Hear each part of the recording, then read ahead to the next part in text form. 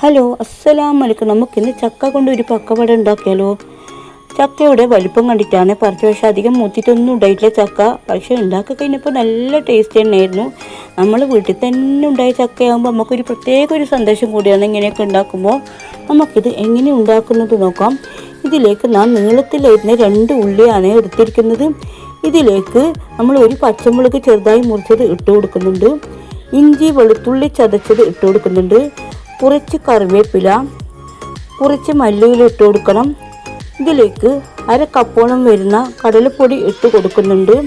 ഇനി നമുക്ക് ഇതിലേക്ക് 1/4 കപ്പ് മൈദ ഇട്ട് കൊടുക്കണം. 1/2 സ്പൂണോളം വരുന്ന അരിപ്പൊടി ഇട്ട് കൊടുക്കുന്നുണ്ട്. ആവശ്യത്തിന് ഉപ്പിട്ട് കൊടുക്കുക.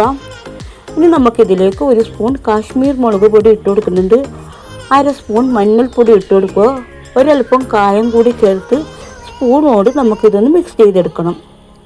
ഇനി നമുക്ക് കുറേശ്ശെ വെള്ളം ഒഴിച്ച് ഇതൊന്ന് കലക്കിയെടുക്കണം.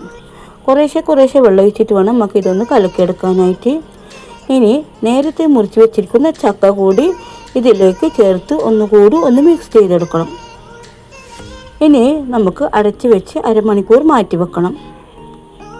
ഇനി നമുക്ക് ഒരു കടായിലേക്ക് ആവശ്യത്തിനുള്ള ഓയിൽ ഒഴിച്ച് കൊടുക്കുക. ഇത് ഓരോന്നായിട്ട് നമുക്കിത് ചുട്ടെടുക്കണം.